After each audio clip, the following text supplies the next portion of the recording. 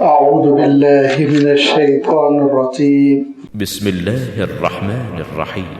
ونادى أصحاب الجنة أصحاب النار أن قد وجدنا ما وعدنا ربنا حقا فهل وجدتم ما وعد ربكم حقا قالوا نعم فأذن مؤذن بينهم اللعنة الله على الظالمين الذين يصدون عن سبيل الله ويبغونها عوجا وهم بالآخرة كافرون وبينهما حجاب وعلى الأعراف رجال يعرفون كلا بسيماهم ونادوا أصحاب الجنة أن سلام عليكم لم يدخلوها وهم يطمعون وإذا صرفت أبصارهم تلقاء أصحاب النار قالوا ربنا لا تجعلنا مع القوم الظالمين ونادى أصحاب الأعراف رجالا يعرفونهم بسيماهم قالوا ما أغنى عنكم جمعكم وما كنتم تستكبرون أهؤلاء الذين أقسمتم لا ينالهم الله برحمة ادخلوا الجنة لا خوف عليكم ولا أنتم تحزنون ونادى أصحاب النار أصحاب الجنة أن أفيضوا علينا من الماء أو مما رزقكم الله قالوا إن الله حرمهما على الكافرين الذين اتخذوا دينهم لهوا ولعبا وغرتهم الحياة الدنيا فاليوم ننساهم كما نسوا لقاء يومهم هذا وما كانوا بآياتنا يجحدون ولقد جئناهم بكتاب فصلناه على علم هدى ورحمة لقوم يؤمنون هل ينظرون إلا تأويله يوم يأتي تأويله يقول الذين نسوه من قبل قد جاءت رسل ربنا بالحق فهل لنا من شفعاء فيشفعوا لنا أو نرد فنعمل غير الذي كنا نعمل قد خسروا أنفسهم وضل عنهم ما كانوا يفترون. صدق الله العظيم. الحمد لله رب العالمين والصلاة والسلام على سيد المرسلين وعلى آله وأصحابه أجمعين أما بعد. سورۃ الاعراف کی 10 آیتیں ہیں جن کے بھی آپ کے سامنے تلاوت کی گئی. آیت نمبر 44 سے سلسلہ شروع ہو کر آیت نمبر 53 پر ختم ہوا اور اس مجمع آیات میں اللہ تعالیٰ نے آخرت کا ایک اہم منظر بیان فرمایا جس کی اہمیت اتنی زیادہ ہے، جس کی معنویت اتنی زیادہ ہے کہ اللہ تعالیٰ نے اس منظر کو، اس حقیقت کو اور پیش آنے والے اس واقعے کو تفصیل کے ساتھ، وضاحت کے ساتھ، اس کی جو جزئیات ہے، چھوٹی چھوٹی باتیں، ان جزئیات کو نمایاں کرتے ہوئے یہ آیتیں نازل فرمائیں.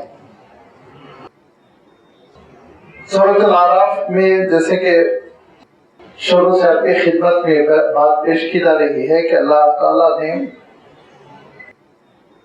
اس حقیقت کو کہ اہل ایمان دنیا میں چاہے ان کو کامیابی نصیب ہو نہ ہو، آخرت میں اللہ تعالیٰ کی نصرت ہوگی، رحمت ہوگی. اگرچہ کہ اللہ تعالیٰ نے اپنے رسولوں کو دنیا میں بھی غالب فرمایا،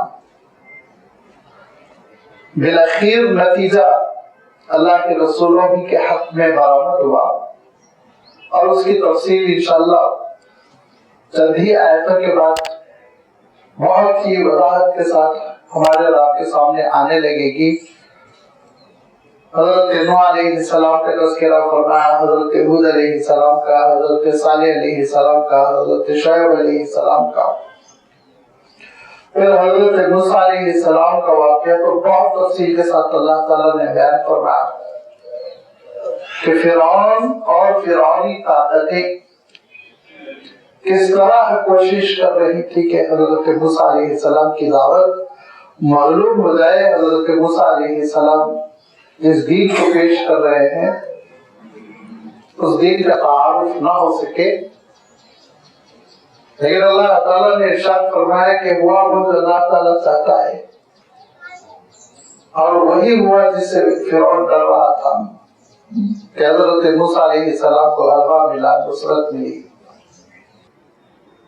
یہ حق و باطل کی جو کشمکش ہے اس کی بڑی تفصیل آ رہی ہے، لیکن اس سے پہلے ایک تمہید اللہ تعالیٰ نے بیان فرمائی سورۃ الاعراف میں، اور اس تمہید کا خلاصہ یہ ہے جس کی بڑی وضاحت گزر چکی ہے کہ یہ حق و باطل کی کشمکش، جھگڑا، سچائی اور برائی کے درمیان معرکہ، یہ تو حضرت آدم علیہ السلام کے زمانے سے شروع ہو گیا، اور اس کے بارے میں انسانوں کو غلط فہمی نہیں رہنی چاہیے کہ ابلیس شکست کھا کر دب کر کہیں چھپ کر بیٹھ جائے گا، ایسا نہیں ہونے والا ہے۔ اس نے اللہ تعالیٰ سے قیامت تک کے لیے اجازت لی کہ میں ابن آدم کو بھٹکانے کی پوری کوشش کروں گا،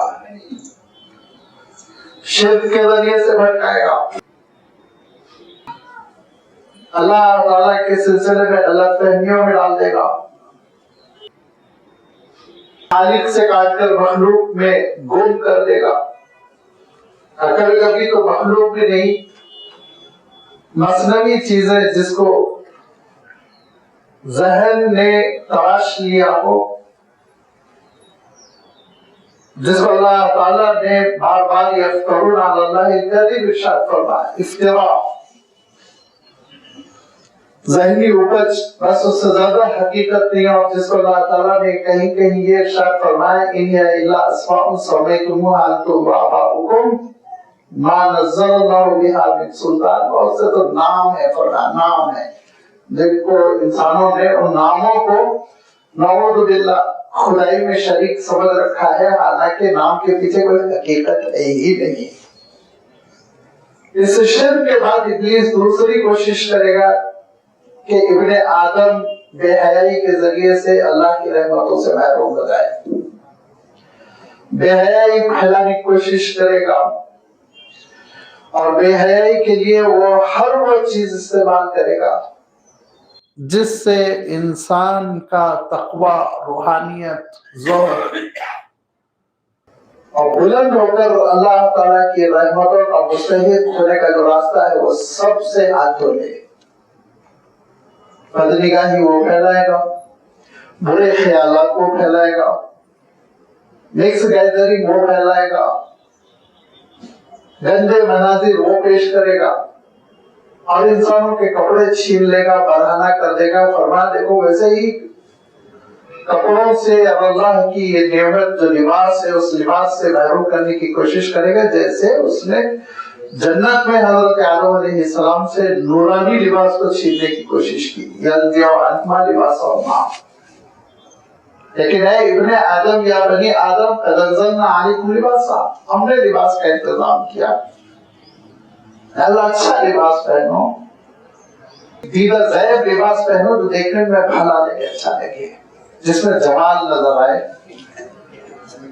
ایسا لباس پہنو کہ تمہارے سطر پوری طرح پوشیدہ ہو جائے، اور اس کی وضاحت پوری آ چکی ہے۔ اور فرمایا لیکن یاد رکھو تقوی کا لباس تو زیادہ بہتر ہے، سب سے اچھی چیز ہے کہ اللہ کے نبیوں اور رسولوں اور اہل اللہ اور صالحین کا لباس کیسا ہے وہ معلوم کر کے پہنا جائے۔ لباس تقوی کس کو کہتے ہیں اس کی بھی میں وضاحت کر چکا ہوں کہ جس میں زیادہ فضول خرچی نہ ہو، جس میں غیر مسلموں سے مشابہت نہ ہو، جو انسان کو عبادتوں میں مشغول ہونے سے روک دے. ادھر ادھر لباس کی وجہ سے خیالات جا رہے ہیں. لباس کا اتنا خیال کر رہا ہے کہ ارکان نماز سے ہی ادا نہیں ہو پا رہے ہیں, بے توجہی ہو رہی ہے. یہ سب لباس تقویٰ کے خلاف ہے. اسی لیے میں نے عرض کیا جب نبیوں کا لباس ہو معلوم کرنے کی کوشش کرے تو اہل اللہ کا صالحین کا لباس ہو وہ انسان پہنے. اور کہ یہ بے حیائی پیدا کرنے کے لیے ابلیس کوشش جو کرتا ہے تو مذہب کے نام پہ بھی کرتا ہے اور کلچر کے نام پہ بھی کرتا ہے. مذہب کے نام پر کتنی اس نے بے حیائی پیدا کی وہ آج ہم آپ دیکھتے رہتے ہیں. اور ہم تو ہم ہیں کہ اس نے اللہ کے رسول صلی اللہ علیہ وسلم کی بعثت سے پہلے جس زمانے کو ہم ایام جاہلیت کہتے ہیں, اس زمانے میں قریش کو یہ پٹی پڑا دی تھی کہ ننگے ہو کر طواف کرو. وہ لوگوں سے مطالبہ کرتے تھے کہ برہنہ طواف کرو. اور اس نے یہ سازش اس طرح رچی تھی کہ اس نے قریش کے اندر یہ غرور پیدا کیا کہ تم کعبۃ اللہ کی متولی ہو. وہ اپنے آپ کو اہل الحل کہتے تھے, یعنی وہ لوگ جن کو احرام پہننے کی نوبت نہیں آتی, حدود احرام میں رہتے ہیں. لہذا ہم متقی ہیں, نیک اللہ والے ہیں, اور جو آ رہے ہیں باہر سے وہ گناہگار ہیں, گندے کپڑے ہیں, ناپاک کپڑے ہیں. لہذا ہم سے وہ کپڑے کرائے سے لے کر ہمارے کپڑوں میں طواف کریں اور کرائے بڑھا دیے. تو لازمی بات ہے لوگوں نے لباس ہی لینا چھوڑ دیا. وہ لباس بھی اتار دیتے جس کو غلاموں کا لباس کہتے ہیں, اور وہ لباس بھی اختیار نہیں کرتے جو قریش کرائے سے دیتے تھے. برہنہ طواف شروع ہو گیا. تو اللہ کے رسول صلی اللہ علیہ وسلم نے پھر سختی سے پابندی لگائی. ورنہ یہ ابلیس کی کوشش ہوتی ہے کہ مذہب کے نام پر بھی لباس چھین لے, جس کی انڈیا میں زیادہ وضاحت کرنے کی ضرورت نہیں. یہاں تو یہ ساری چیزیں روزمرہ میں نظر آتی رہتی ہے کہ بعض, مجھے اجازت دے تو میں کہوں کہ بعض بیوقوفوں کا یہ نظریہ ہے کہ مالک کا, ایشور کا, خدا کا آخری تقرب اس وقت تک ہم حاصل نہیں کر سکتے جب تک ننگے بیٹھے نام نہ. اسلام نے پابندی لگائی, حرام قرار دیا, اور اسلام نے سطر کے سلسلے میں جو تفصیل کی ہے, کلاسیفیکیشن, وہ قابل دید بھی ہے اور یہ اسلام کے حسنات میں سے, کارناموں میں سے ہے. اور وہ کہ یہ پوری کوشش کرے گا کہ تم برہنہ ہو جاؤ اور اس کی وجہ سے اللہ کی رحمتوں سے محروم ہو جاؤ. لوگوں سے جب یہ کہا جائے کہ تم کیوں اس طرح برہنہ ہو تو وہ کہیں گے کہ بس یہ مذہب ہے, ہمارا دین ہے. نعوذ باللہ. فرمایا دین تو وہ ہے جس کا اللہ تعالیٰ حکم دیتا ہے. اور اللہ تعالیٰ کس کا حکم دیا؟ قل امر ربی بالقسط. اس نے اعتدال کا حکم دیا, نمازوں کا حکم دیا, اللہ تعالیٰ کو تنہا پکارنے کا حکم دیا. اس نے اس بات کا حکم دیا خذوا زینتکم عند کل مسجد, ہر نماز کے وقت, ہر مسجد کی حضوری کے وقت اچھے لباس میں تم حاضر ہونے کی کوشش کرو. تکلف کی بات نہیں ہے, لیکن بھلا لباس ہو, ٹھیک ٹھاک لباس ہو.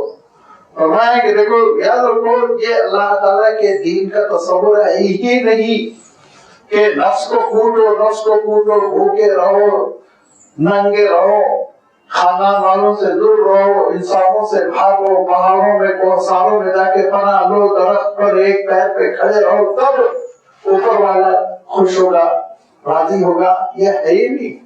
کچل دیا اس نظریے کو اللہ کے نبیوں اور رسولوں نے, اور اللہ تعالیٰ کی کتابوں نے, اور قرآن مجید نے خاص طور پر یہ ارشاد فرمایا قل من حرم زینۃ اللہ التی اخرج لعباده والطیبات من الرزق. بال بچوں کے ساتھ رہتے ہوئے, اچھے کھانے کھاتے ہوئے, اچھا لباس پہنتے ہوئے, جمال اور آرستگی اختیار کرتے ہوئے اللہ تعالیٰ کے دین پہ چلو. نمازوں کا اہتمام ہو, تہجد کا اہتمام ہو, روزوں کا اہتمام ہو. اور روزوں کے سلسلے میں عرض کر چکا ہوں کہ روزانہ نہیں, توڑ کر کبھی روزہ رکھو, کبھی روزہ نہ رکھو.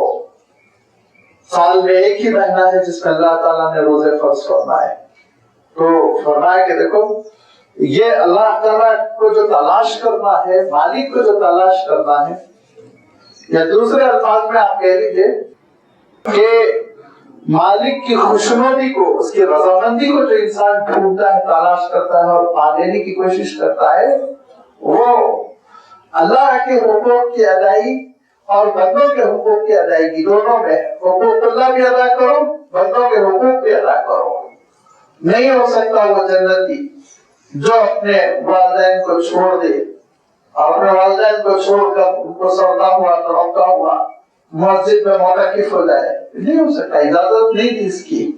اللہ کے رسول صلی اللہ علیہ وسلم سفر جہاد میں تشریف لے جا رہے تھے. ایک نوجوان ہے اور انہوں نے کہا میں بھی چلنا چاہتا ہوں. کہا گھر پر کوئی ہے؟ کہا بوڑھے والدین نے، کہا ان کی خدمت کرو، ہمارے ساتھ چلنے کی ضرورت نہیں ہے. سوچیے کہ اللہ کے رسول صلی اللہ علیہ وسلم کے ساتھ سفر کی جو نعمت ہے، جو اہمیت ہے، جو مقام ہے، اس پر اللہ کے رسول صلی اللہ علیہ وسلم نے کمپرومائز کرنے کی دعوت دی. کیوں؟ کہ گھر میں جو والدین ہیں، مال بچوں کا بھی خیال رکھو، اہلیہ کا خیال رکھو، پڑوسیوں کا خیال رکھو. حقوق العباد بتائے گئے، مخلوق کے حقوق بتائے گئے. فرمایا جب اس دین پر تم چلو گے کہ اللہ کے حقوق پر بھی عمل ہو رہا ہے اور اللہ تعالیٰ نے بندوں کے جو حقوق متعین فرمایا اس کی بھی تکمیل ہو رہی ہے، تو ارشاد فرمایا کہ جنت کی نعمتیں ہی نعمتیں تمہارے لیے مقدر فرما دی. یہ زندگی تو تمہاری مختصر ہے، اس زندگی سے گزرنا ہے. یہ تو آپ سمجھ لیجئے کہ ایک سواری ہے، یہ تو آپ سمجھ لیجئے کہ ایک سڑک ہے. یہ زندگی تو آپ سمجھ لیجئے ایک اسٹیشن ہے، ایک ایئرپورٹ ہے. بہت ہی کم مدت کے لیے یہاں رہنا ہے، آگے بڑھ جانا ہے، اور آگے بڑھنے کے بعد ارشاد فرمایا تمہارے لیے یا تو جہنم یا جنت ہے. اگر اللہ تعالیٰ کے دین کو نہ سمجھا، اس کی مخالفت کی تو جاؤ گے جہنم میں. اور اگر اللہ تعالیٰ کے دین کو سمجھ کر اس پر عمل کیا تو چھوٹی موٹی لغزشوں کو معاف کرتے ہوئے، خطاؤں کو درگزر کرتے ہوئے اللہ تعالیٰ جنت کی نعمتوں سے ایسے مالا مال فرمائے گا کہ اہل جنت جب جنت میں داخل ہوں گے تو کہیں گے وقالوا الحمدللہ الذی ہدانا لہذا، اللہ آپ نے جنت تک پہنچا دیا. وما كنا لنهتدي لولا ان هدانا اللہ، اللہ اگر آپ نہ پہنچاتے تو میں خود سے نہیں پہنچ پاتا. زیادہ معلوم یہ ہوا غرور بھی نہ پیدا ہو، معلوم یہ ہوا کہ انسان شیخ چلی نہ بن جائے، بہت بڑا متقی ہوں، جنت کا مستحق ہو چکا ہوں، اس کا ٹکٹ خرید چکا ہوں. ہرگز نہیں. جب تک کہ انسان کا خاتمہ بالخیر نہ ہو جائے اور جب تک کہ انسان کا خاتمہ ایمان پر نہ ہو جائے، کوئی شیورٹی نہیں کیا ہونے والا ہے. لہذا ہمیشہ انسان کے اندر بندگی ہو، انسان کے اندر تواضع ہو، انکساری ہو، اللہ تعالیٰ کے دربار میں حضوری ہو. ہمیشہ یہ کہے ایاک نعبد و ایاک نستعین، اہدنا الصراط المستقیم، اللہ صراط مستقیم پر چلاتا رہے. فرمایا کہ یہ جو جنت اللہ تعالیٰ بندوں کو عنایت فرمائے گا تو وہ کہیں گے وقالوا الحمدللہ، اللہ تیری تعریف ہے، حمد و ستائش ہے، خوبیاں تو بس تیری ذات میں.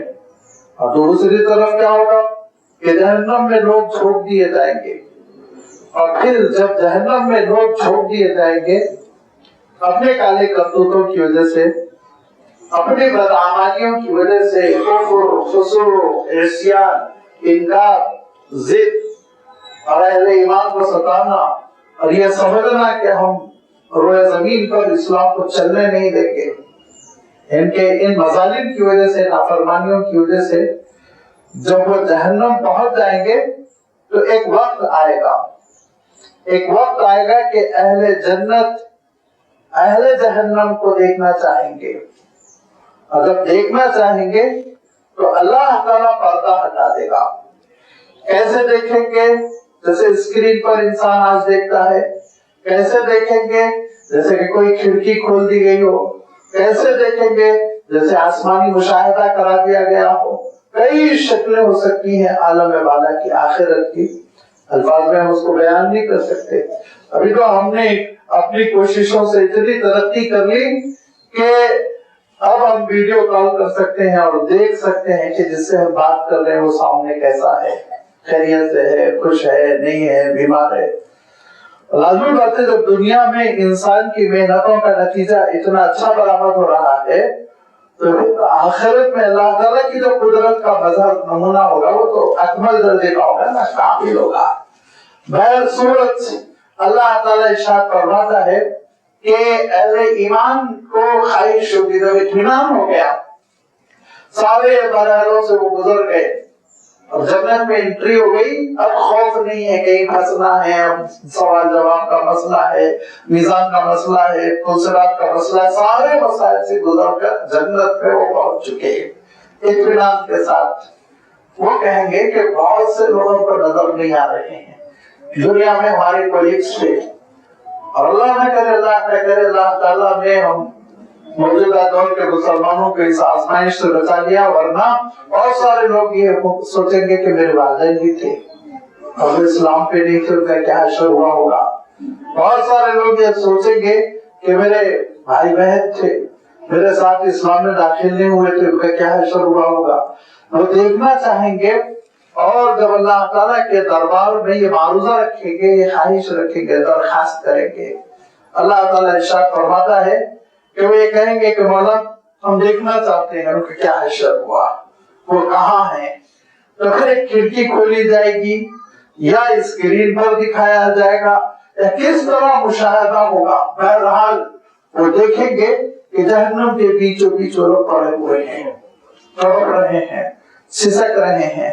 वनादा अस्हाबुल जन्नति अस्हाबन नार, तो उस वक्त जन्नत वाले आग वालों से खिताब करेंगे। नादा के माने होते आवाज लगाना, निदा हम समझते ही। वो नादा और पुकारे के आवाज लगाएंगे कौन? अस्हाबुल जन्नती, जन्नत वाले। किसको? अस्हाबन नारी, आग वालों को। देखिए यह है अरबी ज़बान की नजाकत कि आप पहले अस्हाब पर ज़म्मा देख रहे हैं, जिसको आप उर्दू में पेश कहते हैं, और दूसरे लफ्ज़ अस्हाब पर आप फतहा देख रहे हैं, जिसको आप ज़बर कहते हैं। ये ज़ेर ज़बर में पूरा मफ़हूम बदल गया। अस्हाबुल जन्ना ये फाइल बन गए, अस्हाबन नार मफ़ऊल बन गया, ऑब्जेक्ट। यानी जन्नत वाले पुकारेंगे, किसको पुकारेंगे? आग वालों को। एड्रेस करेंगे, खिताब करेंगे, किससे खिताब करेंगे? आग वालों से। और कहेंगे अन क़द वजदना मा वअदना रब्बुना हक़्क़ा, कि बेशक हमने पा लिया जो कुछ हमारे रब ने हमसे वादा किया था, बिल्कुल सच सच पा लिया। जो कुछ अल्लाह ताला ने कहा था, तुम्हारी मदद होगी, रहमत होगी, मीज़ान अमल के मौके पे तुम्हारी मदद होगी, पुलसिरात पर तुमको नूर दिया जाएगा, तुम जन्नत में दाखिल हो जाओगे, फरिश्ते इस्तकबाल करेंगे, अस्सलामु अलैकुम तिब्तुम फदखुलूहा खालिदीन, कहेंगे कि तुम पर सलामती हो, बहुत अच्छा काम करके तुम आए हो। ये सारी चीजें हमने अपनी आंखों से देख ली, मुआयना हो चुका है। वो तुम्हारा क्या मामला है? फहल वजदतुम मा वअदा रब्बुकुम हक़्क़ा, तो तुम्हारे रब ने तुमसे जो वादे किए थे उसको सच पाया तुमने? तो जवाब में आग वाले कहेंगे, जहन्नम वाले कहेंगे, कालू नाम, हाँ हमने भी सच पा लिया। जहन्नम के शोरों को हमने देख लिया, जहन्नम के दारोगा को हमने देख लिया, जहन्नम की जिल्लतों को हमने देख लिया, यहाँ की भूख को देख लिया, प्यास को देख लिया, तड़प को देख लिया, और यहाँ ये आखिरत की जो आखिरी जिंदगी है, फाइनल लाइफ, उसको हमने अपनी आंखों से देख लिया। और उसके बाद से अल्लाह ताला ने दूसरे मकाम पे ये भी इरशाद फरमाया कि क्यों तुम जहन्नम में चले गए?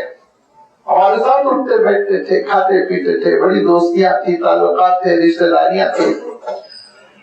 वो कहेंगे कि नंबर 1 तो वही कि आखिरत पे ईमान ही नहीं रखते थे, मरने के बाद की जिंदगी पे ईमान ही नहीं रखते थे। वलम नकु मिनल मुसल्लीन, नमाज पढ़ते नहीं थे, नमाज का इनकार करते थे। वलम नकु नुतइमुल मिस्कीन, कभी मिस्कीनों को खाना खिलाने की सोचते ही नहीं थे। बस मनमानी, ऐश ऐश, अपनी जिंदगी, सेल्फिश जिंदगी, इसी पे पूरा हमारा गोया के नजला गिरता था, इसी पे हमारी पूरी मेहनतें होती थी। आज हम भुगत रहे हैं। और इस मुख्तसर गुफ्तगू के बाद अल्लाह ताला की जानिब से हुक्म होगा कि फ़अज़्ज़ना मुअज़्ज़िनुन बैनहुम, उनके दरमियान एक आवाज लगाने वाला आवाज लगाएगा। लाज़िम बात है वो फरिश्ते होंगे और वो ऐलान करेंगे। मुअज़्ज़िन, अज़्ज़ना और अज़ान कहते हैं असलन आवाज लगाना। چونکہ نماز کی بھی آواز لگائی جاتی ہے اسی لیے اس کو بھی اذان کہتے ہیں. یہاں پہ صرف آواز لگانے والے کے معنوں میں ہے. فَأَذَّنَ مُؤَذِّنٌ ایک آواز لگانے والا بلند آواز لگائے گا اور چیخ کے کہے گا. کیا کہے گا؟ فَأَذَّنَ مُؤَذِّنٌ بَيْنَهُمْ ان کے درمیان ایک آواز لگانے والا آواز لگا کر کہے گا اللعنۃ اللہ علی الظالمین، اللہ کی لعنت ہو ظالموں پر، اللہ کی رحمتوں سے محرومی ہو ظالموں کے لیے، اللہ تعالیٰ کی نصرت اور مدد سے دور پھٹکار دیا جائے، دور کر دیا جائے ظالموں کو. کون ہے ظالم؟ ظالم کی تشریح آگے اللہ تعالیٰ نے فرما دی. ظالم سے مراد یہاں پہ یہ نہیں ہے کہ کسی نے اپنے بچے کو تربیت کے لیے تھوڑا سا پیٹا تھا تو زیادہ پیٹ دیا تھا، جو غلط ہے، اسلام اس کو پسند نہیں کرتا. جو کسی نے اپنے اسٹوڈنٹ کو تھوڑا سا مار دیا تھا، یہ بھی غلط ہے، اسلام اس کو پسند نہیں کرتا. لیکن یہاں وہ اس کو ظالم نہیں کہا جا رہا. یہاں ظالم کی جو کوالٹی اللہ تعالیٰ نے بیان کی، یہاں ظالم کی جو صفت اللہ تعالیٰ نے بیان کی وہ قابل غور ہے. الذین یصدون عن سبیل اللہ، نمبر 1 فرمایا جو اللہ کی راہ سے روکتے تھے اور روکتے تھے. دونوں ترجمے میں سے یہ کر رہا ہوں کہ اگر صرف راہ خدا سے روکنے کا مفہوم ہوتا تو اللہ تعالیٰ ارشاد فرماتا الذین یمنعون عن سبیل اللہ، لیکن یمنعون تو نہیں ہے نا، یصدون صدا سواد سے جب آتا ہے تو اس کے معنی ہوتے ہیں خود بھی روکنا، دوسروں کو بھی روکنا. خود بھی رک جانا، عمل نہ کرنا اور دوسروں کو بھی روکنا. اچھا، یہ انسان کی سائیکالوجی ہے کہ انسان جب کسی بھلائی سے خود رک جاتا ہے نا، پوری کوشش کرتا ہے دوسرے بھی نہ کرے، دوسرے بھی نہ کرے. بار بار اللہ تعالیٰ نے قرآن پاک میں اس انسانی نفسیات کو، اس سائیکالوجی کو، اس نیچر کو بیان کیا ہے. کیا فرمایا؟ وَلَا يُحَاضُونَ عَلَىٰ طَعَامِ الْمِسْكِينِ غریبوں کے کھانے کا ماحول ہی نہیں بنانے دیتے تھے، کیونکہ دوسرے کھلائیں گے تو ان کی شرمندگی ہوگی نا، یہ نہیں کھلا رہے، کنجوس سمجھے جائیں گے، بخیل سمجھے جائیں گے، ان کے لیے عار ہوگا، شرمندگی ہوگی. لالا ماحول بنا، سب کو آمادہ کرو، کوئی نہ کھلائے. یہ کیفیت کہ خود بھی نیکی نہ کرے اور دوسروں کو نیکی کرنے سے روک دے، یہ مفہوم آ جاتا ہے خود بخود یصدون عن سبیل اللہ میں، کہ خود بھی نیکی نہیں کرتے تھے اور دوسروں کو بھی نیکی کرنے نہیں دیتے تھے. الذین یصدون عن سبیل اللہ، جو اللہ تعالیٰ کے راستے سے روکتے تھے. اب ہمارا ذہن کہاں جاتا ہے؟ ہمارا ذہن جاتا ہے جو اہل کفر ہے اور کسی کو مسلمان نہیں ہونے دے رہے ہیں، وہ تو ہے ہی، اس میں کیا شک ہے، وہ سب سے اونچے درجے میں ہے، اس کوالٹی میں، اس برائی میں وہ سب سے اونچے درجے میں ہے، اس سے انکار نہیں. لیکن یاد رکھیے کہ اس بڑے جرم کے علاوہ چھوٹے چھوٹے جرائم بھی ایسے ہیں جو اسی خانے میں آتے ہیں، یصدون عن سبیل اللہ. اگر ہماری سوسائٹی میں، دوست احباب میں، رشتہ داروں میں، کبھی کبھی اپنے بال بچوں میں، کنبے کے افراد میں کوئی نیکی کا جذبہ پیدا ہو تو پھر جو دیگر لوگ پریشان ہونے لگتے، روکنے لگتے، سمجھانے لگتے، یصدون عن سبیل اللہ میں آتے، وہ ظالم ہو جاتے ہیں. مثلا کئی معاشرے کی برائیاں ہیں، کئی معاشرے کی برائیاں ہیں. ان برائیوں میں ایک کی مثال دیتا ہوں. وہ مثال یہ ہے کہ کوئی لڑکا یہ کہے کہ میں بالکل سادگی کے ساتھ شادی کرنا چاہتا ہوں، نو لین دین، کچھ بھی نہیں، مجھے لینا نہیں ہے، میں نہیں لوں گا، جائز نہیں ہے اسلام میں. تو اب بڑے بہن کے کیا سمجھاتے ہیں؟ تمہاری بہنوں کو تو ہم نے دیا تھا نا، تو وہاں گناہ کیا تھا تو یہاں بھی گناہ کرنا ضروری ہے. وہ جہنم میں جائے گا بہنوں حساب تو سارے کو بھی جہنم میں جانا ہے. یار تم کیا بول دیا؟ کیسی کیسی چیزیں سب معاشرے میں منہ دکھانا ہے نا، سوسائٹی میں بیٹھنا ہے نا، سوسائٹی کو منہ دکھانا ہے، رشتہ داروں کو بتانا ہے نا کیسے نہیں کرے. یار آمادہ کرتے ہیں، سمجھاتے ہیں، کاؤنسلنگ کرتے ہیں، محنت کر کے اس کو گناہ پر آمادہ کر دیتے ہیں. ایک نیکی پر آگے بڑھنا چاہ رہا ہے، سپورٹ کرو. تعاونوا علی البر والتقوی ولا تعاونوا علی الاثم والعدوان. کتنی نیکیاں ہیں، میں نے ایک ہی مثال دی. کتنی نیکیاں ہیں جس پر کبھی کوئی فرد عمل کرنے کی کوشش کرتا ہے، سوسائٹی ساتھ نہیں دیتی، معاشرہ ساتھ نہیں دیتا، اس کی مخالفت میں گفتگو شروع ہو جاتی، کبھی کبھی اس کا بائیکاٹ کر دیتے ہیں، کبھی کبھی بیچارہ ایسے تنہا پڑ جاتا ہے کہ تنہائی کے ڈر سے پھر وہ گھٹنے ٹیک دیتا ہے، گناہ کرنے لگتا ہے، ناجائز کام کرنے لگتا ہے۔ لہذا جب ہم خود نہیں کر سکے، چلیے چھوڑیے، اللہ تعالیٰ معاف فرمائے، دوسروں کو کیوں روکتے ہیں بھائی، کرنے دو، خاموش تو رہو، کم سے کم خاموش تو رہو کہ وہ ایک نیکی کرنا چاہ رہا ہے، نیکی کر لینے دو، لیکن خاموش بھی نہیں رہتے۔ یہ ہے یصدون عن سبیل اللہ، راہ خدا سے روکنا، یہ ان کا شمار ظالموں میں ہوا۔ تو جو اہل کفر ہے، جو باطل کے سرغنے ہیں، جو گناہوں کے لیڈر ہیں، ابلیس کے جو کارندے ہیں، وہ تو جہنم میں تڑپیں گے، لیکن تھوڑا سا مزہ ایسے لوگوں کو بھی چکھنا پڑے گا جو دنیا میں نیکیوں سے لوگوں کو روکتے ہیں، کبھی آل اولاد کو روکتے ہیں، کبھی بھائی بہنوں کو روکتے ہیں، کبھی دوست احباب کو روکتے ہیں، کبھی محلے کے کسی فرد کو روکتے ہیں۔ یہ ساری چیزیں جو کرنے لگتے ہیں تو کچھ نہ کچھ اس سزا کا جز، اس سزا کا حصہ چکھنا پڑے گا۔ تو لازمی بات ہے، اللہ تعالیٰ نے کلام پاک میں جو رہنمائی فرمائی وہ صرف اہل شرک اہل کفر کے لیے نہیں، ہر فرد کے لیے۔ اور کرے ہم اپنی زندگی میں یہ تہیہ کر لیں، کبھی کوئی نیکی کرنے جا رہا ہے تو میں نے روکوں گا، چاہے کچھ ہوتا ہے، وہ کرے نہ کرے اس کی مرضی، لیکن وہ اگر کوشش کر رہا ہے تو اس کو کوشش کرنے دیا جائے۔ لازمی بات ہے خود بھی کریں۔ وَيَبْغُونَهَا عِوَجًا، اور جب یہ کوشش کرتے ہیں نا راہ خدا سے روکے، سبیل اللہ سے روکے، اللہ کے راستے سے روکے، تو اس کے لیے کیا کرنا پڑتا ہے؟ دیکھیے وَيَبْغُونَهَا عِوَجًا، نعوذ باللہ، شریعت میں پھر انسان کو خامیاں ڈھونڈنا پڑتا ہے۔ شریعت میں وہ ایسے عیوب ڈھونڈنے کی کوشش کرتا ہے جو نعوذ باللہ ہے ہی نہیں، اپنے تئیں ان کو عیوب بناتا ہے۔ کہ دیکھو مثال کے طور پہ یہ پردے کا نظام ہے نا، اس کی وجہ سے تم پڑھ نہیں پاؤ گی، آگے نہیں بڑھ پاؤ گی۔ اللہ تعالیٰ نے اپنے دین میں خواتین کی ترقی پہ پابندی لگا دی، نعوذ باللہ، ایسے کانسیپٹ دینے کی کوشش کرے گا۔ اور آپ جانتے ہیں کہ یہ جب ایمان سے محروم، یہ ہمارا جو ظالمانہ میڈیا ہے، حکومت کی پالیسیاں ہیں، ان کا تو عالم ہی ہے وَيَبْغُونَهَا عِوَجًا، کہ اللہ تعالیٰ کے دین کے ہر حکم میں وہ عیب تلاش کرنے کی کوشش کرتے ہیں، نہ سمجھتے ہیں، نہ سمجھانے کی کوشش کرتے ہیں، اور نہ سمجھانے دیتے ہیں، سمجھانے بھی نہیں دیتے۔ لہذا فرمایا ٹھکانا کیا ہوگا؟ جائیں گے جہنم، بھگتیں گے۔ انسان کی اتنی خطائیں ہوتی، اتنی کوتاہیاں، اور اس قدر ضدی پن، دھرمی، ظلم، ناانصافی، یہ ساری وہ وجوہ ہوتی جس کی وجہ سے ہمیشہ کے لیے وہ جہنم میں چلا جاتا۔ ورنہ اگر انسان کے اندر صرف چھوٹی موٹی لفزشیں، غلطیاں، کوتاہیاں ہو گئی تو رحمان تو معاف کرنے کے لیے تیار ہے۔ وَهُمْ بِالْآخِرَةِ كَافِرُونَ، اور یہ وہ لوگ ہوتے ہیں ظالم جو آخرت کا انکار کرتے ہیں، مذاق اڑا کے تقریروں میں کہتے ہیں کہ ان کو تو کیا ہے، ایک ہی زندگی ہے، یہ تو یہاں مرنے کے بعد دوبارہ آئیں گے نہیں، اب جہنم جنت کب ہوگا پتا نہیں، ہم تو تھوڑے دنوں میں واپس آنے والے ہیں۔ جیسے ان کو کسی نے گارنٹی دے دی کہ آگے کتا بلی بن کے آ جائیں گے۔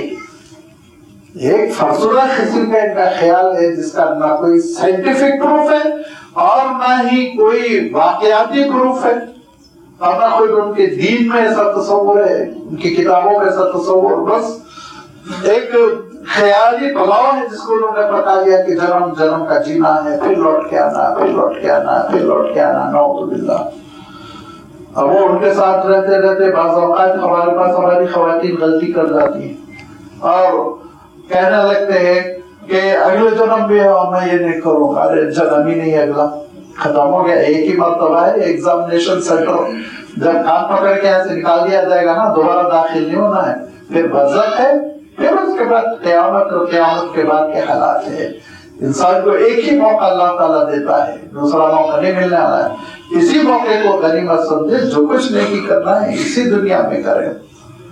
جنم خوش رہو، کہاں کا جنم، یہی جنم میں خوش رہے بہت بڑی بات ہے، دوسرا جنم ہے ہی نہیں۔ لہذا یہ آخرت کا انکار طرح سے، آپ جانتے ہیں کہ آخرت کا انکار کرنے والے کئی شکلوں میں کرتے ہیں۔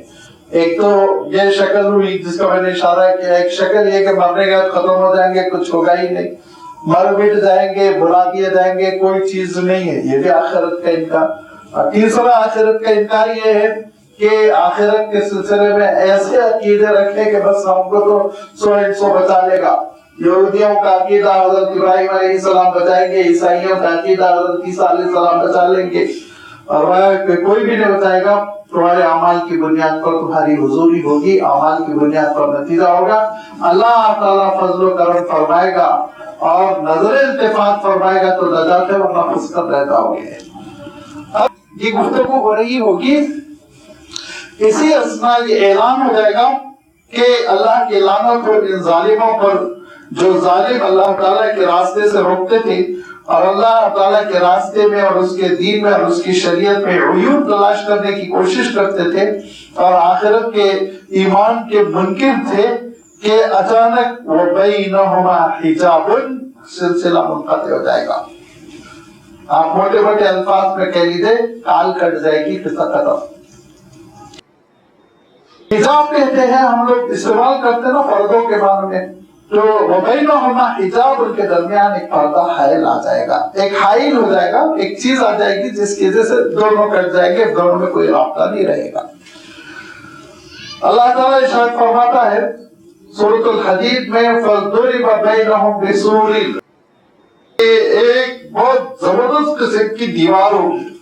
دیوار سے مراد ایسی دیوار نہیں جو ہم دنیا میں بناتے ہیں، واجب و غریب دیوار ہوگی، بہت چوڑی دیوار ہوگی، بہت چوڑی دیوار. جیسے آپ یوں سمجھ لیجیے پہاڑوں کے سلسلے ہوتے ہیں، جن پہاڑوں پر انسان عام طور پر ہل اسٹیشن بناتا ہے، ہوٹلیں بناتا ہے، بنگلے بناتا ہے، قیام کرتا ہے، ایسے ہی بہت لمبی چوڑی دیوار سی رہے گی جہنم اور جنت کے درمیان حائل کر دی جائے گی، اور اب دونوں میں کوئی رابطہ نہیں. ایک ہی موقع دیا جائے گا اور وہ اس موقع سے لازمی بات ہے وہ آخرت کا وقت ہوگا، کتنا وقت ہوگا، وہ پیریڈ کتنا بڑا ہوگا، کتنا چھوٹا ہوگا، گھنٹوں میں ہوگا، مہینوں میں ہوگا، وہ سب ہم نہیں بتا سکتے. مجملاً ایمان رکھنا ہے جتنا اللہ تعالیٰ نے بیان فرمایا، اس کے بعد پھر یہ سلسلہ منقطع ختم، قصہ ختم ہو جائے گا. لیکن ایک دوسری بات ارشاد فرمائی وَعَلَى الْأَعْرَافِ رِجَالٌ، اور آراف پر کچھ مرد ہوں گے، کچھ لوگ ہوں گے. آراف جس کی وجہ سے اس کو سورۃ الاعراف کہتے ہیں، یہ عرفن کا پلورل فارم ہے، جمع کا صیغہ ہے. عرف اصلاً عربی زبان میں بلند چیز کو کہتے ہیں، جو ہائٹ والی ہو، جس کی کچھ بلندی ہو. یہاں تک کہ جو مٹھ کی کھڑی ہوئی کلغی ہوتی ہے نا، اس کو بھی عرفن کہتے ہیں، عرف دیکی، اسی لیے کہ وہ بلند ہوتی ہے، اس کے چہرے پر کھڑی ہوئی ہوتی ہے. جو بھی زمین اونچی ہوتی ہے، پہاڑ کی چوٹی اونچی ہوتی ہے، عمارت اونچی ہوتی ہے، نمایاں وہ نظر آتی ہے، تو اس کو عربی میں عرفن کہتے ہیں. اور میں نے ابھی عرض کیا کہ اس کا جمع کیا ہے، اس کی جمع ہے اعراف. یہ اعراف کیا ہوگا مقام، کون سا مقام ہوگا؟ اس کے سلسلے میں مفسرین نے یہ فرمایا کہ یہ دونوں کے درمیان جو دیوار ہوگی نا، جہنم اور جنت کے درمیان، اس دیوار میں ایسا ہوگا جیسے کہ میناریں ہوں، برجیاں ہوں. آپ نے دیکھا ہوگا پرانے جو قلعے ہوتے ہیں اور ان کے اطراف جو دیوار ہوتی ہے، تو ایک 50 فیٹ 100 فیٹ کے بعد ایک مینار جیسے ہوتا ہے، برجی ہوتی ہے. وہ برجی اس لیے ہوتی ہے، وہ مینار ٹائپ اس لیے تاکہ دیوار میں مضبوطی رہے، نمبر 1، اور نمبر 2 اس کے اوپر پہرے دار رہے اور نگرانی کریں کہ باہر سے کوئی حملہ تو نہیں ہو رہا ہے. یہاں تک کہ قلعے گولکنڈہ میں جا کر آپ دیکھ سکتے ہیں کہ پرانے زمانے کے جو قلعے اور حویلیاں ہوا کرتی تھی، ان کے اطراف یہ دیوار پر برجیاں ہوا کرتی تھی. فرماتے ہیں مفسرین کے ایسے ہی وہ جہنم اور جنت کے درمیان کی جو دیوار ہے، جس کا اللہ تعالیٰ نے سورۃ الحدید میں تذکرہ فرمایا، جس کا بھی میں نے اشارہ کیا، فَضُرِبَ بَيْنَهُمْ بِسُورٍ لَهُ بَابٌ ظَاهِرُهُ الرَّحْمَةُ وَبَاطِنُهُ الْعَذَابُ، کہ ایک طرف عذاب، اس میں باب بھی ہوگا، فرمایا دروازہ ہوگا، ایک طرف عذاب، دوسری طرف جنت، اللہ کی نعمت ہے، بیچ میں وہ دیوار بات رہی ہوگی. اب دیوار یہ ہمارے اپنے الفاظ سے ترجمہ کرنے کے لیے، ورنہ وہ جنت اور جہنم کے اعتبار سے بہت ہی لمبی چوڑی جنت اور جہنم کو کاٹنے والی چیز ہوگی. ہو سکتا ہے 1 کلومیٹر کی ہو سکتا ہے 10 کلومیٹر کی ہو سکتا ہے ہمالیہ جیسی ہو، لازمی بات ہے وہ آخرت کی چیزیں ہیں، اس میں جو ہے چوٹیاں بلند ہوں گی. جیسے کہ آپ نے پہاڑی سلسلے میں بھی دیکھا ہے کہ بیچ بیچ میں اس کا ایک سلسلہ پیک پہ جاتا ہے، اونچا ہو جاتا ہے، ایسے ہی وہ برجیاں ہوں گی، اس کی چوٹیاں ہوں گی، بلندیاں ہوں گی. وَعَلَى الْأَعْرَافِ، اب آراف سمجھ لینے کے بعد دوسرا لفظ ارشاد فرمایا رجال، کچھ لوگ ہوں گے. کچھ لوگ ہوں گے، کون لوگ ہوں گے اللہ تعالیٰ نے اس کی وضاحت نہیں فرمائی، اور صیغہ جو استعمال کیا وہ نکرہ کا، اسی لیے ترجمہ کرنا پڑتا ہے کچھ لوگ ہوں گے، کچھ شخصیتیں ہوں گی. اور وہ شخصیتیں کون ہوں گی، وہ لوگ کون ہوں گے، اس میں 11 تفسیریں کی گئی ہیں. 11 تفسیریں، اگر آپ امام طبری رحمۃ اللہ علیہ کی تفسیر اٹھا لیں تو انہوں نے 11 اقوال بیان کیے ہیں. لیکن 2 قول ایسے ہیں جن کی تائید حدیثوں سے بھی ہوتی ہے، اگرچہ وہ حدیثیں سند کے اعتبار سے بہت مضبوط نہیں ہیں، لیکن بہرحال روایتیں ہیں ضعیف صحیح. اور قرآن مجید کے اسلوب سے بھی وہ 2 باتوں میں سے ایک بات ہی ہم مراد لے سکتے ہیں. ان 2 باتوں میں ایک بات تو یہ ہے کہ جیسے کہ میں نے ابھی عرض کیا کہ کچھ ضعیف روایتیں ہیں جس میں اللہ کے رسول صلی اللہ علیہ وسلم فرماتے ہیں وہ لوگ ہوں گے جن کی نیکیاں اور برائیاں برابر برابر ہوئی میزان عمل پر، تو ان کا فیصلہ ڈیلے کر دیا گیا، نہ جنت مقدر ہوئی نہ جہنم میں چھوڑا گیا، کہا گیا کہ ٹھہرو تمہارا سوچے، اور ان کو آراف پہ بٹھا دیا جائے گا، آراف پہ رکھا جائے گا.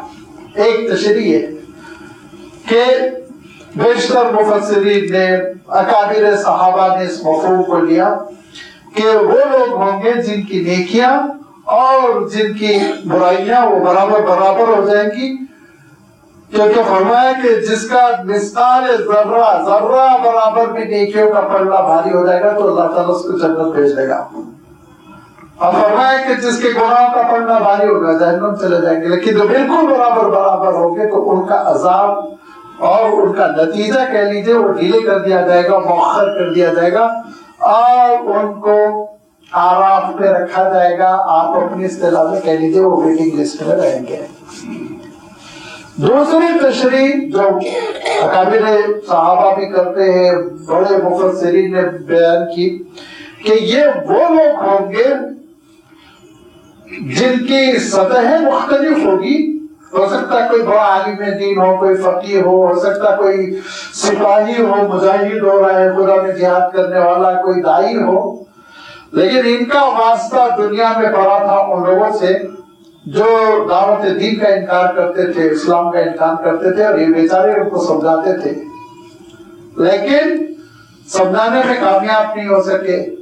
وہی غالب آ گئے، منکرین ستانے والے غالب آ گئے، یہ بیچارے دب گئے، شہید ہو گئے، یا خاموش ہو کر کسی گوشے میں ہجرت کر لی، گوشے عافیت میں زندگی بسر کر لی.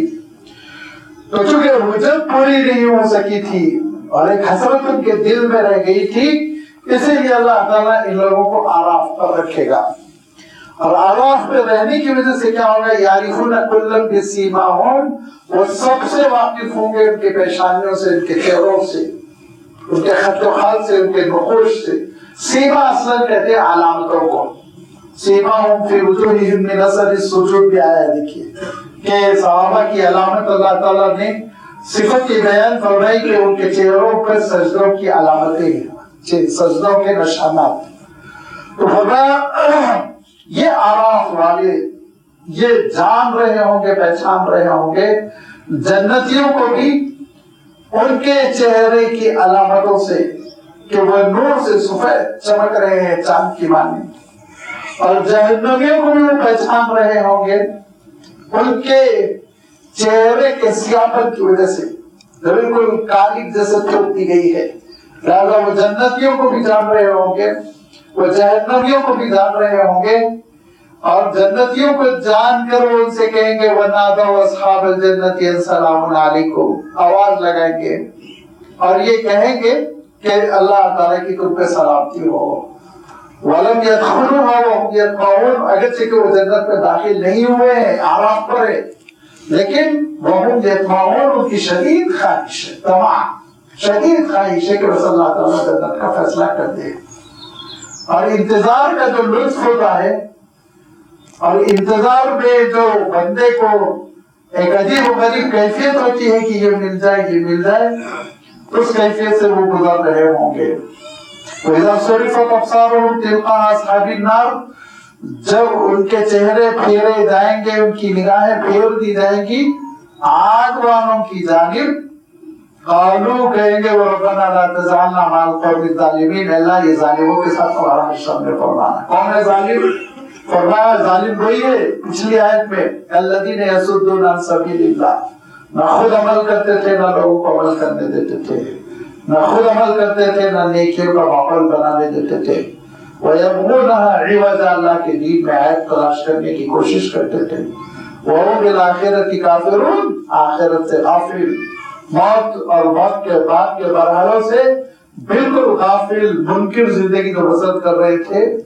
ان ظالموں کی جانب ان کا چہرہ ہوگا تو کہیں گے اللہ ان بدکاروں کے ساتھ ہمارا حشر نہ کیجیے. اور اس کے بعد سے وَنَادَىٰ أَصْحَابُ الْأَعْرَافِ رِجَالًا، یہی اعراف کے لوگ کچھ ایسے لوگوں کو پکاریں گے یعرفونہم بسیماہم، جو ان کے چہروں سے فیس کٹ سے ان کو پہچان لیں گے، یہ فلاں ابن فلاں ہمارے سرکل میں تھا، میرا دوست تھا، میرا رشتہ دار تھا، ہو سکتا یہ کہے میرا بھائی تھا. فرمایا اللہ تعالیٰ نے یعرفونہم، وہ ان کو جان لیں گے بسیماہم، ان کے چہرے کی علامتوں سے، اور کہیں گے دنیا میں تو جب میں تمہارے پاس دعوت لے کے پہنچا تھا، دنیا میں جب میں تم کو سمجھاتا تھا، ساتھ رکتے بیٹھتے تھے تو میں کہتا تھا کہ اللہ کے دین کی طرف آؤ، اللہ کے احکام کی طرف آؤ، تو اس وقت تم یہ کہتے تھے ہم کو تمہاری ضرورت نہیں، تمہارے دین کی ضرورت نہیں، تمہارے وجود کی ضرورت نہیں، نکل جاؤ بستی سے، ملک سے نکل جاؤ. وہ بڑی بڑی باتیں کرتے تھے اور کہتے تھے تم مائنورٹیز میں ہو، کمزور ہو، نکمے ہو، کم ہو، ہم میجورٹی میں، ہماری بات چلے گی، ہماری طاقت چلے گی، زور آزمائی ہم کریں گے، ہماری بات ماننا ہے تو تم کو رہنا پڑے گا، ہماری بات نہیں ماننی ہے تو تم کو یہاں سے نکل جانا پڑے گا. تو یہ اہل آراف کہیں گے، آراف والے کہیں گے، ان کو پہچان کیا بڑی تقریریں کرتے تھے اور بہت پریس کانفرنسوں میں اعلان کرتے تھے اور بہت ہی زیادہ مجمعوں میں لوگوں کو تم ابھارتے اور کہتے تھے کہ تمہاری ہماری بھیڑ ہے، ہماری کثرت ہے، ہماری اکثریت ہے، ہماری بات چلے گی. ماں اغنا عنکم جماعتکم، جماعت نہیں بتائی تم کو، جس جماعت پہ غرور تھا تم کو، ماں اغنا عنکم جماعتکم، جو تمہاری جمعیت تھی، جماعت تھی، بھیڑ تھی، اور جس ماس پاور کی وجہ سے تم غرور کرتے تھے، کہاں نہیں بچا سکے. وہ جس بھیڑ کو تم غلط راہ پر لے جا کر، غلط رہنمائی کر کر، جھوٹ بول بول کر تو ان کا ووٹ حاصل کر کے حکومت کرتے تھے، آج وہ تم کو نہیں بچا رہے ہیں. آئے نہیں وہ ساتھ دینے کے لیے، جہنم سے نکالنے کے لیے. اور آگے تو اللہ تعالیٰ ارشاد فرمایا 2 گھونٹ پانی پلانے بھی نہیں آیا آج وہ تم کو. ما اغنا عنکم، بے نیاز نہیں کیا تم کو. آج جمع ہوتے تمہاری اپنی بھیڑ، گیدرنگ، اکثریت اور تمہارا مجمع، شو، ڈی جے، دھماکے، یہ سب چیزیں ختم ہوگی. کافر دنیا میں رہ گئی، آج کوئی چیز ساتھ نہیں دے رہی. وما کنتم تستكبرون، اور وہ چیز بھی نہیں بچائی جس کو تم غرور کرتے تھے. اپنے حکومت پر غرور، اپنی دولت پر غرور، اپنے مینجمنٹ پر غرور، اپنے اقتدار پر غرور. ایسا غرور جس کے گھر پہ چاہو بلڈوزر چلاؤ، ایسا تکبر کہ جس کو چاہو جیل میں سڑا دو، ایسا تکبر کہ جس کو چاہو نوکریوں سے محروم کر دو، جس کو چاہو ذلتوں میں ڈال دو، جس کو چاہو ان پر بمباری کر دو، تباہ کر دو. یہ جو غرور کرنے والی چیزیں، وہ حالات ہر جنگی ہتھیار اور تدبیریں، مینجمنٹ، دولت، بینکنگ کا نظام، جن جن چیزوں پہ تم تکیہ کرتے تھے، غرور کرتے تھے، آج کوئی بھی چیز نہیں ہے بچانے کے لیے. ہے کوئی چیز؟ هؤلاء الذين اقسمتم لا ينالهم الله برحمة، یہ وہ لوگ جن کے بارے میں تم قسم کھا کے کہتے تھے کہ ان کو آخرت میں کچھ نہیں ملنے والا، برباد ہو جانے والے. یہ کمزور قسم کے لوگ ہیں، یہ ایمان والے جن کا کوئی ساتھ دینے والا نہیں ہے، جن کے بارے میں تم کو پورا بھروسہ تھا کہ یہ جس طرح دنیا میں پریشان ہے آخرت میں بھی پریشان ہو جائیں گے، وَادْخُلُوا الْجَنَّةَ لَا خَوْفٌ عَلَيْكُمْ وَلَا أَنْتُمْ تَحْزَنُونَ، ان کو تو کہہ دیا گیا ایک جنت میں داخل ہو جاؤ، الحمدللہ وہ جنت میں داخل ہو چکے ہیں، لا خوف علیکم ولا انتم تحزنون، اور نہ ہی ان کو کوئی خوف ہوگا نہ ہی وہ کوئی غم سے۔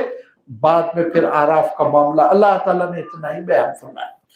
مفسرین کہتے ہیں جب دنیا میں جو پریشانی ہوئی تھی، پشیمانی ہوئی تھی، شرمندگی ہوئی تھی، منہ چھپانا پڑا تھا، افسوس تھا کہ جائیداد چھین لی گئی، افسوس تھا کہ نوجوانی کے بڑے قیمتی لمحات جیل میں گزر گئے، افسوس تھا کہ نوکری نہیں دی گئی تھی، افسوس تھا کہ مارا گیا تھا، پیٹا گیا تھا، جان لے لی گئی تھی، یہ سارے صدموں اور حسرتوں سے اور یہ سارے خوف سے کہ آگے کیا ہوگا، کہاں سے حملہ ہو جائے گا، کون حملہ کر دے گا، ساری چیزوں سے پھر انسان کو، مومن کو، اعراف والوں کو اللہ تعالیٰ محفوظ فرما کر جنت میں داخل کر دے گا، وہ ہمیشہ کے لیے جنت میں داخل ہو جائیں گے۔ لہذا یہ دونوں جو مفہوم ہے، چاہے آپ گناہوں اور نیکیوں میں برابر برابر والے مان لیں یا آپ ان کو مان لیں جو مردان کار تھے، جدوجہد کر رہے تھے، میدان عمل میں تھے اور نوکریاں کرتے وقت لوگ ان کو شرمندہ کرتے تھے، اور تعلیم کے زمانے میں لوگ ان کو شرمندہ کرتے تھے اور دین کے سلسلے میں عار دلاتے تھے، وہ لوگ جو بھیڑتے تھے ایمان کے خاطر، وہ لوگ جو بچت پوری کرنے کی کوشش کرتے تھے، ایسے کہ عمل میں ان کے کوتاہی آ رہی ہوں۔ یہاں تک کہ ایک روایت ہے جس کا مفہوم یہ ہے کہ وہ راہ خدا میں نکل گئے تھے لیکن والدین کی اجازت نہیں لی تھی انہوں نے، ان کو بھی آراف پہ رکھا جائے گا، صلی اللہ علیہ وسلم ارشاد فرماتے کہ والدین سے اجازت لینی چاہیے تھی، غلطی ہو گئی لیکن اللہ کے راہ میں نکل کے شہید ہوئے، بہت بڑا درجہ بھی ملا، تو تھوڑا ڈیلے کر کے ہو۔ ایسے سارے حضرات جب پوری حجت کر لیں گے اور جنہوں نے دنیا میں شرمندہ کیا تھا ان سب پر لعنت و ملامت کر کے ان کو ان کی حقیقت بتائیں گے، آئینہ بتا دیں گے کہ آپ کی بھیڑ کیا تھی، آپ کی ترقی پروموشنز کیا تھے، آپ کی کالونیاں کیا تھی، آپ کا غرور کیا تھا اور آج آپ کا حشر کیا ہو رہا ہے۔ اس کے بعد الحمدللہ وہ جنت میں چلے جائیں گے، اللہ تعالیٰ ان کے سلسلے میں جنت کا فیصلہ فرمائے گا، اور اللہ تعالیٰ کی رحمتوں سے وہ جب جنت کے مستحق ہو جائیں گے تو پھر ان سے اب جہنم والے ایک ریکویسٹ کریں گے، غور فرمائیے، جہنم والے ان سے ریکویسٹ کریں گے کہ وَنَادَى أَصْحَابُ النَّارِ أَصْحَابَ الْجَنَّةِ أَنْ أَفِيضُوا عَلَيْنَا مِنَ الْمَاءِ، پکار کے کہیں گے جہنم والے جنت والوں سے تھوڑا سا پینے کے لیے پانی دے دو، پانی دے دو، بہت پیاس لگ رہی، ایک گھونٹ پانی دے دو۔ دنیا میں دیکھتے تھے کہ یہ جنتی لوگ یہ اپنی ہر چیز قربان کرتے ہیں، خود بھوکے رہتے ہیں لیکن کھانا کھلا دیتے ہیں غریبوں کو، خود گھر بیٹھ کے پینے کے لیے پانی نہ ہو لیکن کوئی پانی مانگتا ہے تو پانی دیتے ہیں۔ اللہ کے رسول صلی اللہ علیہ وسلم نے ارشاد فرمایا کوئی اگر پینے کے لیے پانی مانگے اور تم پانی ایک گلاس دیتے ہو یا ایک جگ دیتے ہو یا ایک گڑا دیتے ہو پڑوسی کو تو کہا افضل الصدقۃ، اس سے بڑھ کے کوئی صدقہ نہیں، ارشاد فرمایا، بہت اجر ہے، بہت اجر ہے۔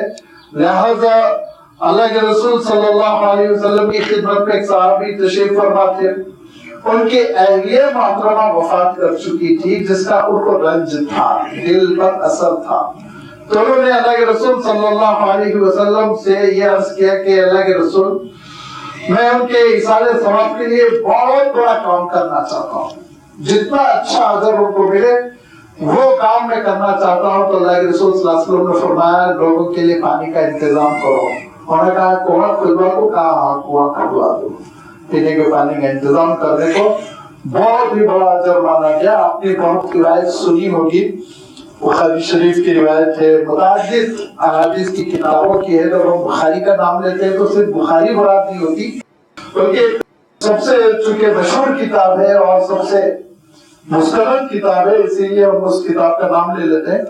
تو بے شمار حدیث کی کتابوں میں روایت ہے کہ ایک شخص صحرا میں بڑا پیاسا تھا، کنواں نظر آیا لیکن ڈول نہیں تھا، تو وہ صاحب جو ہے पिछले जमाने में जो कुएं होते थे ना, सीढ़ी बनाई जाती थी, दीवार में सुराख होते थे जिस पे पैर रख के कोई नीचे उतरना हो, साफ सफाई करना हो तो उतर सके। उससे वो उतरे और कुएं की तह में पहुंच के सैराब हो गए, खूब उन्होंने पानी पी लिया। पानी पी के फिर वो उससे ऊपर आए तो देखा एक कुत्ता है जो प्यास से तड़प रहा है। कुत्ता, जिस कुत्ते के सिलसिले में खुद अल्लाह के रसूल ने फरमाया घर के अंदर उसको ना रखो, घर के बाहर रखो, मेरी हिफाजत करना हो। आप सल्लल्लाहु अलैहि वसल्लम ने कुत्ते को पसंद नहीं फरमाया ना। एक मर्तबा अल्लाह के रसूल सल्लल्लाहु अलैहि वसल्लम वही के इंतजार में थे, वही इंतजार में थे। मुझे जरा मुसलमानों के बाद चीजें देख बहुत अफसोस होता है, कहाँ चले गए हम लोग। तो हजरत जिब्राइल अमीन तशरीफ ही लाए, वक्त जरा ज्यादा गुजर गया। आप सल्लल्लाहु अलैहि वसल्लम अपने हुजरे मुबारक से बाहर निकले तो देखा बाहर हजरत जिब्राइल अमीन तशरीफ फरमाए। कहा जिब्राइल आप अंदर नहीं आए? कहा नहीं, आपके कमरे में, आपके हुजरे में एक छोटा सा कुत्ते का बच्चा घुस गया है, जहाँ कुत्ता होता है वहाँ फरिश्ते नहीं होते, आप उसको निकाल दीजिए फिर हम अंदर आएंगे। अंदाजा कीजिए, आप हदीस सही है। और हम अंग्रेजों को देखी अपने घरों में, अपने बेडरूम में कुत्ते पालने लगे। सोचिए कहाँ जा रहे हैं। मुझे हैरत हुई, हिमायत नगर पे मुस्लिम बच्चे कुत्तों को लेके खड़े हुए बेच रहे। हराम है कुत्ते की कीमत, और कुत्ते की कीमत को अल्लाह के रसूल सल्लल्लाहु अलैहि वसल्लम ने जिस आमदनी के साथ जिक्र किया, वो आमदनी का मैं तस्करा कर दूं तो पता चलेगा कितनी गंदी आमदनी है। अल्लाह के रसूल सल्लल्लाहु अलैहि वसल्लम ने फरमाया कि जैसे जिना करके कोई आमदनी हासिल करे औरत, वैसे ही कुत्ते की कीमत है।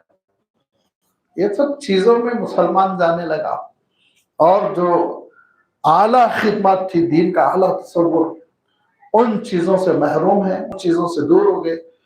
तो लिहाजा ऐसा जानवर जिसको शरीयत इस्लामी में ज्यादा पसंद नहीं किया गया, ठीक है आप खेत खलियान में हिफाजत के लिए रखिए, घर के बाहर भी हिफाजत के लिए रखिए, उसको जायज करार दिया गया, लेकिन घर के अंदर अगर रखेंगे तो फरिश्ते नहीं आएंगे, तय है। जिन हजरात के घर के अंदर कुत्ते हैं वो बाहर निकाल दें अगर शरीयत का एहतराम है। तो वो कुत्ता जो है प्यासा तरस रहा है, पानी को इधर उधर दौड़ रहा है, जबान निकली हुई है। अब वो खड़े होकर सोचने लगे कि डोल नहीं है, इसको मैं पानी पिलाऊं तो कैसे पिलाऊं। और फिर बेचारों को एक तरकीब जहन में आई, फिर उतरे वो अपने शूज में, अपने जूते में पानी भर के मुंह में जूता पकड़ के ऊपर आए, और वो पानी उंडेल के कुत्ते को उन्होंने पिलाया। सिर्फ इसी अमल पर अल्लाह ताला ने उनके सारे गुनाह माफ कर कर उनके लिए जन्नत मुकद्दर फरमाई। पानी पिलाने को मामूली इबादत न समझे, पानी पिलाना बहुत बड़ी इबादत है, बहुत अजर वाला अमल है, जन्नतियों का अमल है। लिहाजा ये जहन्नमी दुनिया में देखते थे कि ये लोग पानी पिलाते हैं, ये लोग खाना खिलाते हैं, ये लोग बहुत ख्याल करते हैं, और जब ये पानी पिलाते हैं, खाना खिलाते हैं और बीमार की तीमारदारी करते हैं, इलाज का इंतजाम करते हैं, खैरात देते हैं, सदका देते हैं, तो कभी मजहब को नहीं देखते। ये जैसे मुसलमान को देंगे वैसे गैर मुस्लिम को भी देंगे। लिहाजा ये उनका तजुर्बा, एक्सपीरियंस था। इसी तजुर्बे के बुनियाद पर ये समझेंगे जैसे दुनिया थी वैसे ही इस वक्त भी हम पुकारेंगे, पानी मांगेंगे तो ये लोग पानी दे देंगे, लेकिन इनको क्या मालूम कब हालात बदल चुके हैं। वनादा अस्हाबुन नारी, और आवाज लगाएंगे आग वाले, अस्हाबल जन्नती, जन्नत वालों को, और कहेंगे नफीदु अलैना मिनल माइ व मिम्मा रज़क़कुमुल्लाह, थोड़ा पानी दे दो, और मिम्मा थोड़ा सा जो तुमको अल्लाह ने दिया है उसमें से कुछ हमको तुम अता कर दो खाने पीने के लिए। बड़ी हालत खराब है, प्यास से मरे जा रहे हैं, मरते भी नहीं है, मौत भी नहीं आती, प्यास से अलग में काटे पड़े हुए। अब उस वक्त अल्लाह ताला की जानिब से हुक्म होगा कि जन्नत की कोई भी नेमत आप शिफ्ट नहीं कर सकते, हिदायत नहीं। लिहाजा वो जो रहमदिली थी दुनिया में, अगरचे कि वो रहमदिली गालिब आएगी, वो सोचेंगे कुछ करें, लेकिन अल्लाह ताला की जानिब से इजाजत नहीं होगी। कानून इन्नल्लाह हर्रम अलल काफिरीन, अल्लाह ताला ने अब हराम कर दिया है पानी को और रिज़्क़ को काफिरों पर। इन्नल्लाह हर्रम, इन दोनों चीजों को अल्लाह ताला ने, रिज़्क़, जन्नत की नेमतों को, फल फूलों की शक्ल में اور پانی کو، یہ دونوں چیزوں کو اللہ تعالیٰ نے انکار کرنے والوں کے لیے اب حرام کر دیا۔ آپ دنیا میں بہت مل گیا تو کو، دنیا میں بہت سیراب ہو کر اللہ کی نعمتوں کو ناشکری کے ساتھ استعمال کرے۔ اب چیپٹر کلوز ہو چکا ہے، اب یہ دوسری دنیا ہے اور دوسری دنیا کا ماحول دوسرا ہے۔ یہ وہ منکر ہیں، ارشاد فرمایا الذین اتخذوا دینہم لہوا ولعبا، جنہوں نے دین کس کو بنا رکھا تھا؟ لہوا ولعب۔ اس سے پہلے بھی تھوڑے دن پہلے، میں سمجھتا ہوں مہینہ دو مہینہ پہلے یہ بات گزر چکی ہے کہ لہون اور لعبن دو لفظ ہے جس کا ہم کھیل کھلواڑ سے ترجمہ کر لیتے ہیں، لیکن لہون کے معنی ہوتے ہیں عربی کے اعتبار سے ایسے کھیل جس میں انسان ذہنی طور پر اتنا مشغول ہو جائے کہ ٹائم کا احساس ہی نہ ہو، غفلت میں پڑا رہ جائے، عبادتیں چلی جائیں، نمازیں قضا ہو جائے، بیمار مصیبت زدہ والدین پکار رہے ہیں، ان کی جانب توجہ دینے کے انسان کو نوبت ہی نہ آئے، ایسا مشغول ہو جائے۔ اور لعب کہتے ہیں ایسے کھیلوں کو جو جس میں جسم انوالو ہوتا ہے، اچھل کود، فزیکل ایکٹیویٹی۔ تو کھیلوں کی جو دونوں قسمیں ہوتی ہیں کہ لہون جیسے تاش کھیل رہا ہے، لہون جیسے وہ کھیل رہا ہے جس پہ شطرنج جس کو کہتے ہیں، اردو میں شطرنج کھیلتا چلا جا رہا، لگے ہوئے اس پہ صبح سے شام تک، الحمدللہ کھیلا نہیں اسی لیے نام بھی یاد نہیں۔ تو فرمایا کہ دیکھو دنیا کی زندگی میں یہی دو چیزیں تم کو مشغول کر رکھی تھی، دین بھی تم اس کو سمجھتے تھے، ناچنے کو دین سمجھ رہے ہو، ڈی جے بجانے کو دین سمجھ رہے ہو، میوزک بجانے کو دین سمجھ رہے ہو، جلوس نکالنے کو دین سمجھ رہے ہو، ہنگامہ کرنے کو دین سمجھ رہے ہو، آتش بازی کو دین سمجھ رہے ہو۔ دین سے کیا تعلق ان کا؟ روحانیت سے کیا تعلق؟ عقل سے کام لو نا، جس روحانیت کی تم بات کر رہے ہو، روحانیت تو غلط طریقے بھی سے ہو، ٹھیک ہے، تب بھی مالک کو یاد کرنے کا نام ہوگی، یہ غفلت ہوگا نا کہ کسی کو بیچارے کو پانی میں ٹھکانے لگا کہ شراب پی کے گھر واپس ہو رہے، یہ دین ہے؟ نشے کے عالم میں سڑک پر شور کرتے ہوئے لوٹ رہے، یہ دین ہے؟ اس چیز کو تم نے دین سمجھ رکھا تھا، لہٰذا جہنم کا مزہ چکھو۔ اور کبھی بھی قرآن مجید جو ہے وہ خاص قسم کے لوگوں کے اوپر مہر نہیں لگاتا، صفات، کوالٹیز۔ اگر کوئی مسلمان کہنے والا بھی یہ حرکت کر رہا ہے کہ دین کے معنی ناچنا گانا ہے، دین کے معنی اچھلنا کودنا ہے، دین کے معنی موسیقی، دین کے معنی ڈی جے بجانا ہے، تو وہ بھی اسی راستے پہ چل رہا ہے، وہی حشر ہوگا۔ یاد رکھیے اللہ تعالیٰ کا فیصلہ صفات اور اعمال کی بنیاد پر ہے، ناموں اور ذات پات کی بنیاد پہ نہیں ہے۔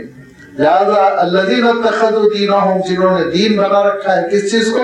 کھیل کھلواڑ کو، وغرتہم الحیات الدنیا، دنیا کی زندگی نے ان کو دھوکے میں ڈال رکھا ہے، بہت دھوکے باز زندگی ہے۔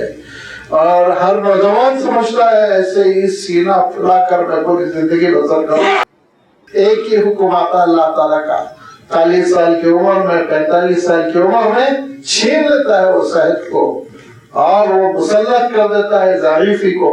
اور خود اللہ تعالیٰ ارشاد فرماتا ہے کہ ہم نے یہ نظام چلا رکھا ہے کہ تم میں سے بعض ایسے ہیں عین جوانی کے وقت لوٹ کر چلے جاتے ہو، کچھ نہیں کر پاتے ہو، اور بعضوں کو ہم لمبی عمر دیتے ہیں، تو عمر نعمر وننکس فی الخلق، کمزور جیسے پیدا کیے تھے کمزوری کی طرف ایسے ہی لوٹا دیتے ہیں۔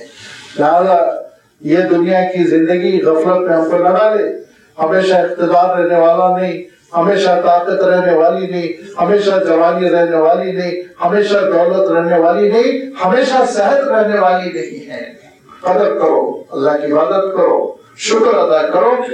اليوم ننساہم کما نسوا لقاء یومہم ھذا، جس طرح انہوں نے آج کے دن کی اس ملاقات کو فراموش کیا تھا، ویسے ہی آج ہم ان کو نظر انداز کر دیں گے، پڑے رہے وہ جہنم میں۔ وما كانوا بآياتنا يجحدون، اور ہمارے احکام، ہماری آیتوں کا جس طرح وہ انکار کرتے تھے اسی طرح آج ہم ان کو عذاب کا شکار کریں گے۔ وَلَقَدْ جِئْنَاهُمْ بِكِتَابٍ، دیکھو اے انسانوں کتنا بڑا اللہ تعالیٰ نے فضل کیا، ارشاد فرمایا ہم نے تم کو ایک ایسی کتاب عطا کی، وَلَقَدْ جِئْنَاهُمْ بِكِتَابٍ، ہم لے کر آئے تمہارے پاس، ہم لے کر آئے ان انسانوں کے پاس ایک ایسی کتاب، فَصَّلْنَاهُ عَلَىٰ عِلْمٍ، جو اللہ کے علم سے تفصیلی کر دی گئی، اس کی تفصیل، وضاحت اور اس کا پیرائے بیان ٹھوس استحکام کے ساتھ اللہ کے علم کی بنیاد پر ہو رہا ہے۔ انسانی تجربات نہیں، انسانی خیالات نہیں، فکشن نہیں، کہانیاں نہیں، افسانے نہیں، یہ اللہ کا علم ہے۔ اللہ کے علم کی بنیاد پر یہ کتاب نازل ہو رہی، ہدی و رحمۃ لقوم یؤمنون۔ یہ عجیب و غریب قرآن مجید کی صفت ہے۔ نمبر 1 ہدی، یہ گائیڈ لائنز ہے، ہدایت نامہ ہے۔ جو اس ہدایت نامے کو قبول کر لے گا، جو اس کی گائیڈ لائنز کو اختیار کر لے گا، اور رحمتاً، اس کے لیے رحمت ہے، اس کے لیے نجات ہے، عافیت ہے۔ یہی وہ کتاب ہے جو اس کے عبادتوں کا ذخیرہ ہے، یہی وہ کتاب ہے جو اس کے لیے دعائیں ہیں، یہی وہ کتاب ہے جو اس کے دل کی تسلی کا سامان ہے، یہی وہ کتاب ہے جو قبر میں نور ہے، یہی وہ کتاب ہے جو میدان حشر میں اس کے لیے حجت ہے، یہی وہ کتاب ہے جو اللہ کی رحمتوں سے اس کو مالا مال کر کر جنت تک پہنچائے گی۔ لیکن شرط کیا ہے؟ اور اس کی ہدایت کو قبول کرنا، اس کی تعلیمات کو قبول کرنا۔ ورحمتاً لقوم یؤمنون، ایمان قبول کرنے والوں کے لیے سراسر کتاب رحمت ہے۔ هل ينظرون الا تاویل، مگر انسان کا کیا معاملہ ہے؟ وہ یہ چاہتا ہے کہ اس کی تعویل دیکھے۔ دیکھیں تعویل اردو میں ذرا سپریٹ معنوں میں، الگ معنوں میں استعمال ہونے لگا۔ تعویل کے معنی ہم اردو میں جو لیتے ہیں، جو اردو سے ناواقف ہے اللہ کا شکر ہے، ان کے سامنے تو اس کے غلط معنی ہے ہی نہیں۔ جو اردو سے واقف ہے تو تعویل کر رہے تھے، بیجا تعویل کر رہے تھے، یعنی غلط معنی نکال رہے تھے۔ یہ عربی سے بالکل بری ہے۔ عربی میں تعویل کے معنی ہوتے ہیں کہ اس کا ایکچوئل رزلٹ، حقیقی نتیجہ نکالنا، صحیح نتیجے تک پہنچنا، یہ ہے اول تعویل۔ تعویل القرآن بہت بڑی بات ہے۔ تعویل حضرت یوسف علیہ السلام کے سلسلے میں آیا کہ خوابوں کی تعبیر کے لیے تعویل الاحادیث، صحیح حضرت یوسف علیہ السلام تعبیر بیان کرتے تھے۔ یہاں آپ یوں ترجمہ کیجئے، کیا یہ انتظار کر رہے ہیں کہ قرآن مجید میں جو وعدے اور جو وعیدیں آئی ہیں وہ نتیجہ دنیا میں برآمد ہو جائے، اس کا انتظار کر رہے ہیں، رزلٹ سامنے آ جائے؟ نہیں، جب آئے گا رزلٹ، یوم یأتی تعبیرہ یقول الذین نسوا من قبل قد جاءت رسل ربنا بالحق، جب اس کا رزلٹ حقیقت، مصداق کہتے ہیں اردو میں، جب اس کا مصداق ظاہر ہو جائے گا قیامت کے دن، جو اس کتاب کو فراموش کر رہے ہیں وہ اعتراف کریں گے اور کہیں گے بے شک ہمارے پاس اللہ کے رسول آئے تھے سچائی کو لے کر۔ ابھی تو بدتمیزی کی باتیں کر رہے ہیں، اس دن کہیں گے رحمت للعالمین آئے تھے، کاش ہم اس چھتری تلے آ جاتے ہیں، اس سائے تلے آ جاتے ہیں۔ فَهَلْ لَنَا مِن شُفَعَاءَ فَيَشْفَعُوا لَنَا، درخواست کریں گے کہ ہے کوئی سفارشی جو سفارش کرے، کام بنا دے ہمارے سلسلے میں، دو لفظ کہہ دے جس کی وجہ سے عذاب سے ہم بچ جائیں، اور فَنَعْمَلَ غَيْرَ الَّذِي كُنَّا نَعْمَلْ، یا پھر اللہ ایک اور زندگی دے دیجئے اور ہم جائیں گے اور وہ کر کر آئیں گے جو ہم نہیں کیے تھے، بڑی نیکیاں، نماز، روزہ، زکوٰۃ، پابندی، شریعت، دین، تقویٰ، سب پر ہم عمل کر کے دوبارہ آئیں گے۔ لیکن فرمائے گا اللہ تعالیٰ نے دوبارہ اپنی زندگی کا کوئی مہلت اب نہیں ہے، آخرت کے بعد مہلت نہیں ہے۔ اللہ تعالیٰ ارشاد فرماتا ہے آخرت نہ وہاں معذرت کا وقت رہ جائے گا، نہ وہاں مہلت کا وقت رہ جائے گا، قصہ ختم، دونوں چیزیں ختم۔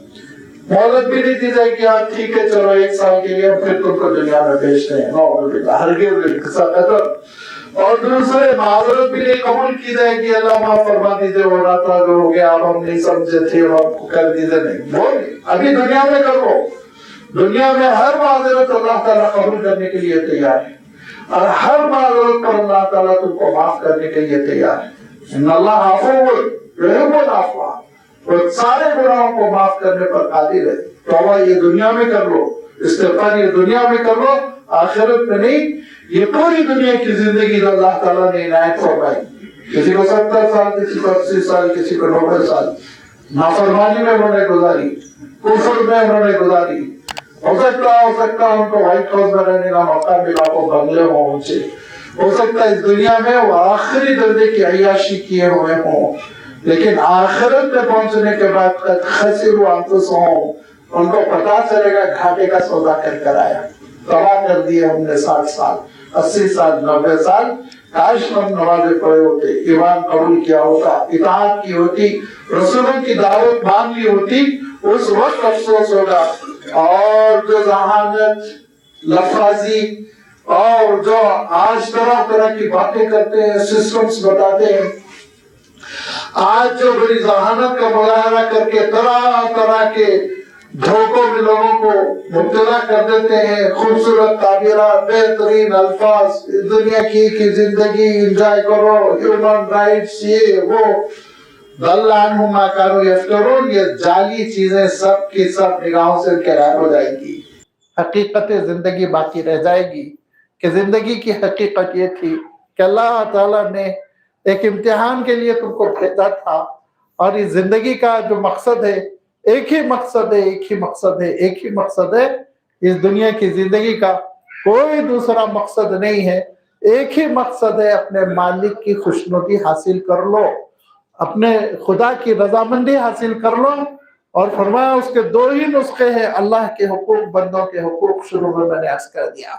عبادت کر لو، وما خلقت الجن والانس الا لیعبدون، اللہ تعالیٰ کی عبادت کرو، بندوں کے حقوق ادا کرو، ختم۔ اس کے بعد سے تم کامیابی تمہارے قدم چومے گی، اور اس ایک ہی مقصد کو تم نے گوا دیا تو پوری زندگی گوا دی، دھوکے کا سامان کیا، اور تم نے ریت پر تاج محل بنایا تو کچھ ملنے والا نہیں۔